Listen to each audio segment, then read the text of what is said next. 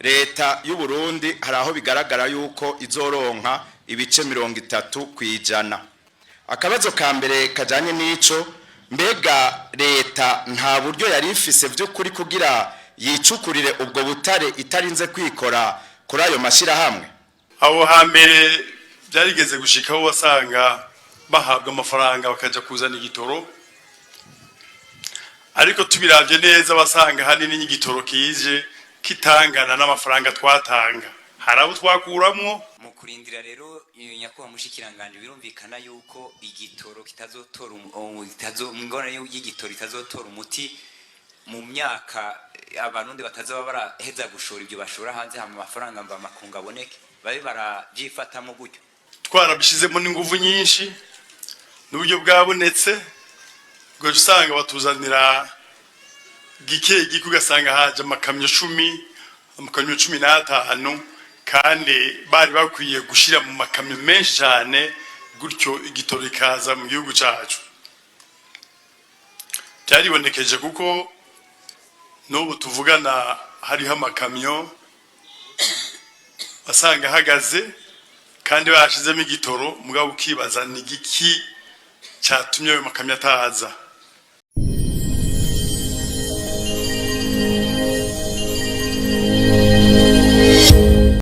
Nyenicubahiro, ejo bundi umukuru w'igihugu igihe yariko yugurura ibikorwa byo kwiyamamaza hariya mu ntara ya Gitega yarivumereye avuga ati ibigega vy'igitoro tubifise hanze, ariko kubisehura ntitubishobora kuko turacabuze ibimodoka amakamyo byo kubizana, kandi ntidufise n'ibikono ibigega tubisukamwo. None leta yobiriko irakora iki kugira ngo haboneke amahera mva makungu yotuma hagugwa canke hagakoteshwa ivyo bimodoka kugira ngo ico gitoro gishike mu Burundi? Mbega ubwo leta ntiyokorosha canke ikareka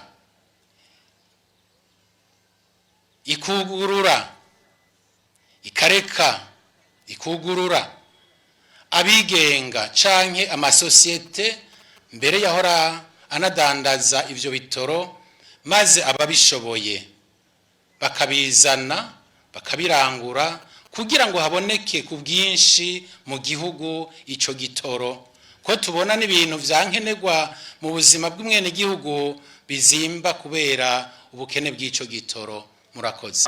Ahmad Masudi mugira neza, nkaba nkorera radio Nderagakura. Akabazo kanje ka mbere ntako ndinda kubaza kubera mugenzanje yakabajije kare kajanye n'agaciro k'ifaranga ry'u Burundi rigenda ritakara. Akabazo rero nsigaranye ndakerekeza ku mushikiranganje mu byo ajejwe harimwo ubutare. Uno munsi leta y'u Burundi iriko iragiriranira amasezerano n'amashirahamwe atandukanye kugira ashobore gucukura ubutare mu mihingo itandukanye. Aho mu masezerano amwamwe bagiriraniye, leta y'u Burundi hari aho bigaragara yuko izoronka ibice 30%. Akabazo ka mbere kajanye n'ico, mbega leta nta buryo yari ifise by'ukuri kugira yicukurire ubwo butare itarinze kwikora kuri ayo mashirahamwe?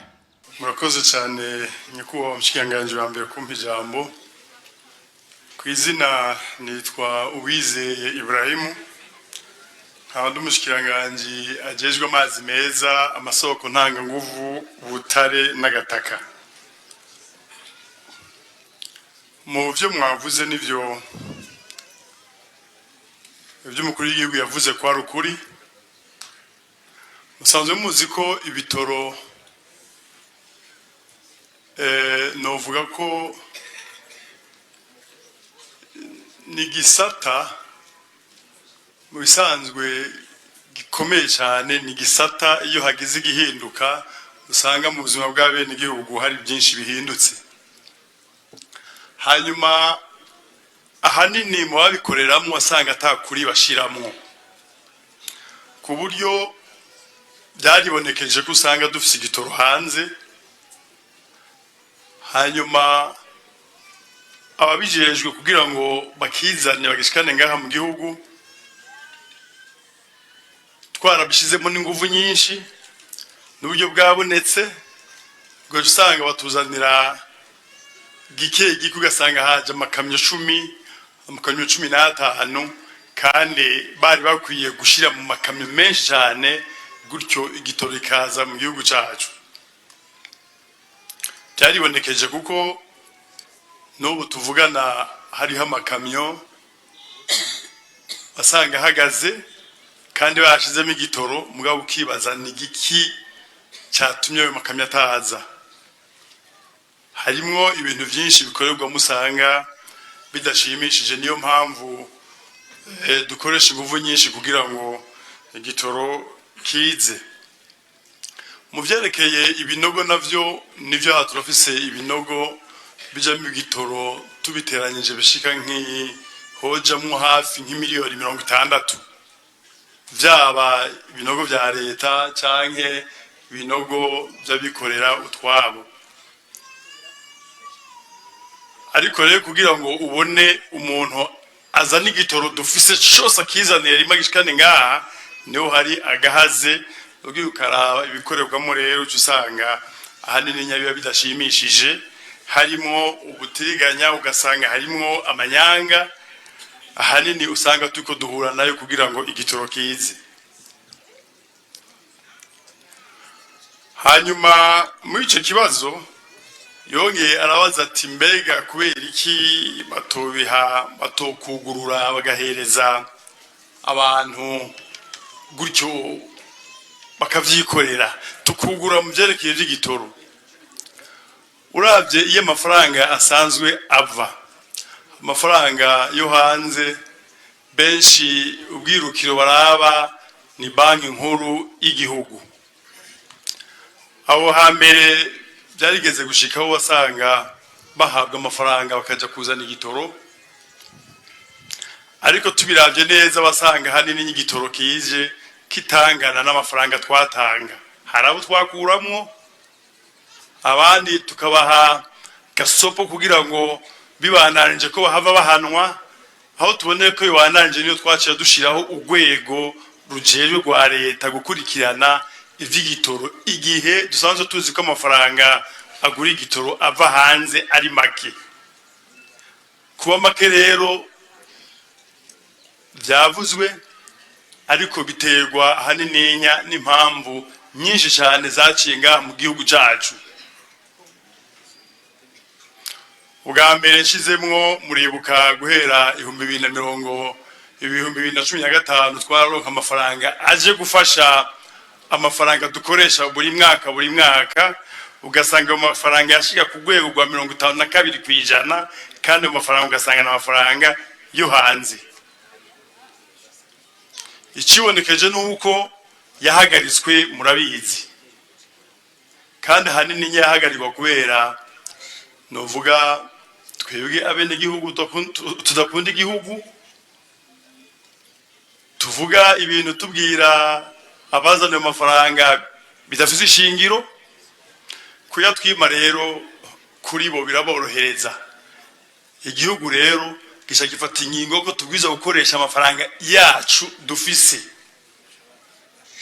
Nivyo uko byagiye bikurikirana, iyo baguhagarika amafaranga nkayo ntubuza ayo uba wifitiye mu kigega twita Trésor National, urayakoresha hanyuma ugasanga agenda agabanuka gushika usanga amafaranga kibaye ikibazo.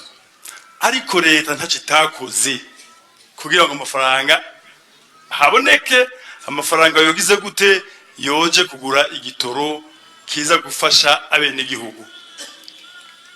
Ariko rero nk'ivyo nkuko ababitangwe babivuze, umushikanganje wambe yabivuze, umushikanganje byajejwe mu mafaranga yabivuze, ni gikorwa cha twese abarundi tugwiza guhaguruka tugakura amaboko mu mpuzu tugakora bimwe biboneka kugira ngo dushobore byinshi cyane, hama tugire gute tuzana amadovize mu gihugu. Gutyo ikibazo cy'igitoro kizoca gisezerwa burundu. Bini n'ubyo tuko turakora kugira ngo n'ubutari ahanini buzana amafaranga menshi cyane. Rero aho rero nagira nkubwire ko kugururira uvuga ngo tugururire abantu ubahe ngo genda mwirangurire igitoro ayo mahera bayakurahe ko vyabaye harabo twahaye tigenda muzana igitoro bakatubwira ko igitoro bakijana no hanze mbwa ivyibonekeje bakiranguza amafaranga y'amadolari aho hanze hama bashikana ngaha bakakidandaza bagaca bahiga amafaranga aja kurangura ikindi warabu ukuntu bakora dandaza ico gitoro byaribonekeje bakakidandaza ku mafaranga arenga ibihumbi 10 kw'ilitiro bagaca baja ku isoko rero bo nyene kwa alimenta nibo bahaye ubuzima ya masoko twamye tuvuga yo mu kinywabi marché noir ugasanga bagiye kuta agaciro ifaranga ry'igihugu ivyo rero twe twanga nibaze nyabo ntabwo dukore duhige dufate duhige ifaranga ryo hanze dushore byinshi amafaranga aze hanyuma ivyo duhiga hanze twishoboreye gukora ngaha tuja konona ayo mafaranga dukoresha ivyo twe dufise ngaha hanyuma tumaze kuyagwiza tugure hanze ivyo tubona koko biri nkenegwa mu gihugu cyacu Burundi. Mu kurindira rero nyakubahwa mushikiranganje birumvikana yuko igitoro kitazotora ingorane y'igitoro itazotora umuti mu myaka abarundi batazaba baraheza gushora ibyo bashora hanze hama amafaranga mva makunga aboneke babe barabyifatamo gutyo. Igikuru nuko ibintu bimeze gutyo tugwiza gukoresha igitoro isho byagenewe ugasanga umuntu afite imiduga 6 mu nzu ariko agwana aho igitoro ngo wuzuye imiduga warabica akora ngo aterere azana ifaranga ryo hanze aterere igihugu ugasanga ntari hari akabuwa mbere kuvuga ngo igitoro cyabutse ngo amafaranga yabuze hagura bambarira ubonda babaze mwaterere yangahe mwazanya ngahe mwashoye hanze iki mwazanya amadolari ngana gute hanyuma igihugu nicyakoresheje neza abo nibo ndondera mugihe bitaruko rero ku mafaranga dufise igihugu kigerageza kikikokora kikaduha amafaranga yo kuzana igitoro tugifate nkuko dutunganya amaraso yacu agendera mu buzima bwacu tukibungabunga nkuko tubungabunga ibitugenderamo twebwe hama tuyikoreshe ibyankenegwa ko niko no kwishura murakoze.